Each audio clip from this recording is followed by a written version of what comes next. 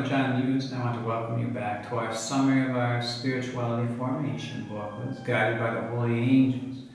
We are now entering into month 10 of the second volume, and month 10 talks about expiation, united with our Lord in his passion for the salvation of souls. And I've got it broken down into 7 parts. The first one, we talk about Jesus' desire for the salvation of souls, for his I thirst. And next, we talk about why expiation is a reality in the church that is still important, but also very important. And what is expiation? We often hear of vicarious expiation. We explain a little bit about that. Next, we go into our accepting of our daily crosses and also avoiding criticism. Next, we talk about how the holy angels guide us to Eucharistic expiation through maybe offering our Holy Communion and also a holy hour for expiation. We'll explain that a little bit. And then also how our expiation is a special help for priests. And lastly, we talk a little bit about some various facts about expiation. So I'd like to start out with Jesus' I thirst, Jesus' desire for souls. And what Jesus seeks then, he seeks the lost soul, and he wants to unite them to himself, to protect them, and to keep them as a part of himself, who is the life-giving vine. Next, Jesus, his thirst for the salvation of souls, it's also something that we want to thirst with him. We want to desire the salvation of souls with him, with our prayers and sacrifices. And then, of course, the holy angels. Well, they help us in expiation by, just as they comforted Jesus, they can comfort us and strengthen us to be able to accept our crosses and sacrifices. Now, why is expiation so important? Well, expiation is important because of the reality of hell. Hell is a reality. It is a doctrine of the faith. Now, many people today don't believe in hell. Or if they do believe in hell, they don't believe that anybody goes to hell. Maybe the demons are in hell, but humans aren't. Well, the church has taught definitively that there are souls in hell. The church does not say definitively that any particular soul is in hell, but she has taught definitively that there are souls in hell. And so we want to do everything we can to prevent any other souls going to hell. And so that's why expiation is so important, because of this reality of hell. And so what is expiation, vicarious expiation? Well, it is one standing in for the other. Jesus, of course, he made vicarious expiation for us. He stood in for us. He took the punishment that we should have received. He took it upon himself and earned for us then salvation. He earned for us a chance to be with the Trinity in heaven for all eternity, in the beatific vision. Now, not only did he he earned us this, but even if God did inflict the punishment on us, which we did deserve, it wouldn't save us. So we don't have to take the punishment in the first place, and then we're also saved by Jesus taking the punishment. So expiation is one standing in for the other. Now, of course, expiation we can think of victims' souls. Souls who suffer the passion of Jesus for the salvation of souls. They suffer great interior sufferings as well as bodily sufferings. Think of St. Francis receiving the stigmata But expiation in the work of the holy angels, while there are more intense aspects to it for those who feel called to it, the expiation for the general member of the work of the holy angels is about offering our daily works, our penances, and our daily crosses when we offer these to God for the salvation of souls, united with Jesus, of course.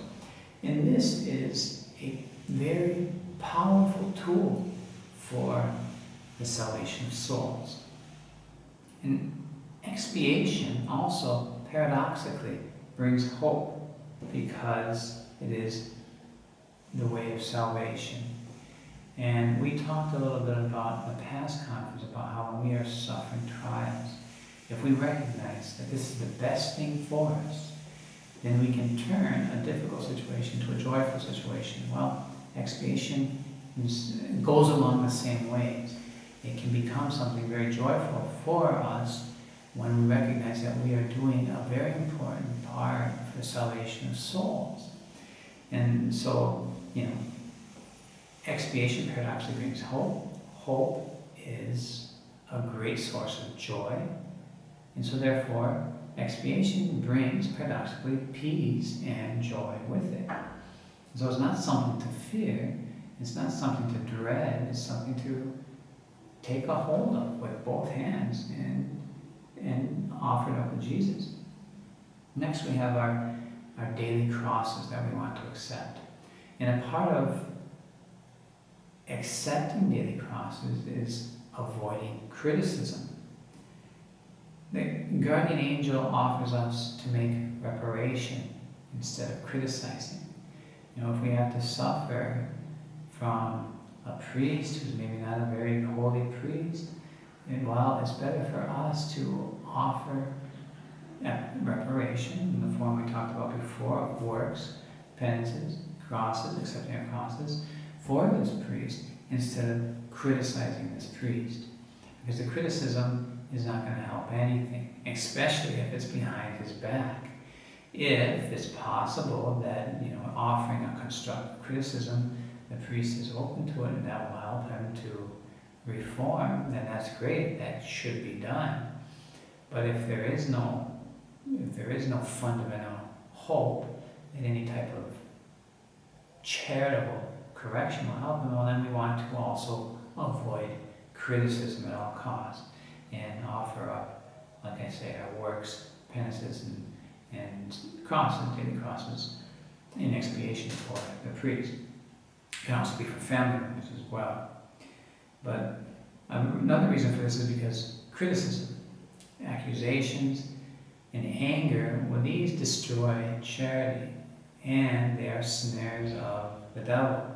So all the more reason why we should avoid them, precisely by doing the opposite, by offering up expiatory means for the salvation of these souls.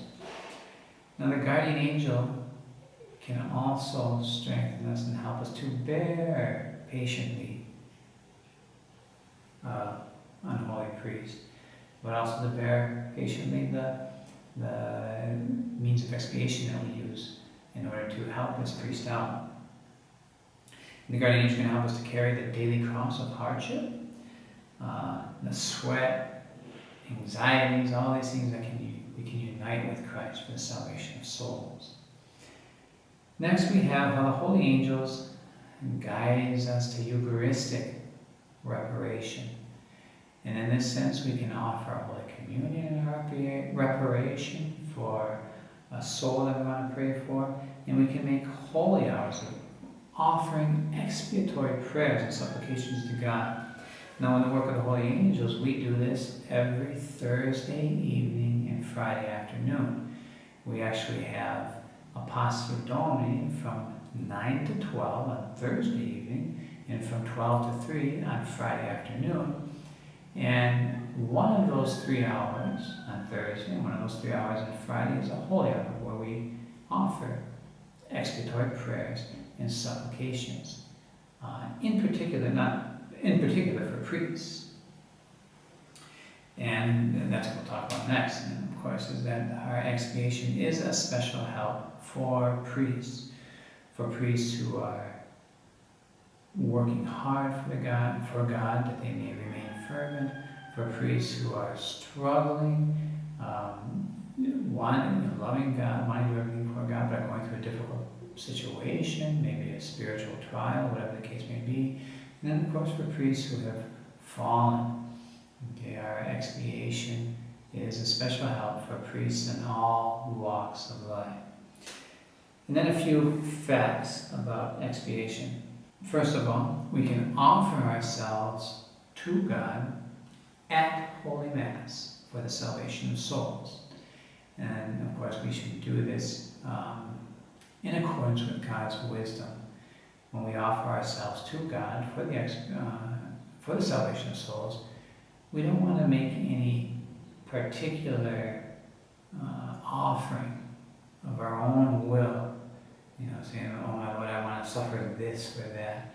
We want to be very careful of that. And we don't want to do that at all unless we check with our spiritual director.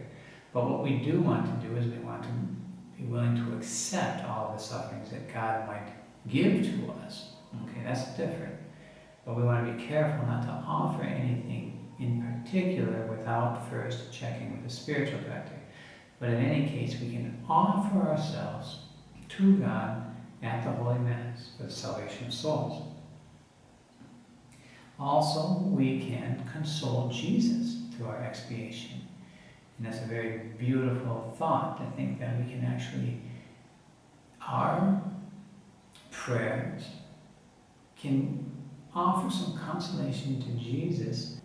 Expiation can also include our offering greater sufferings to Jesus.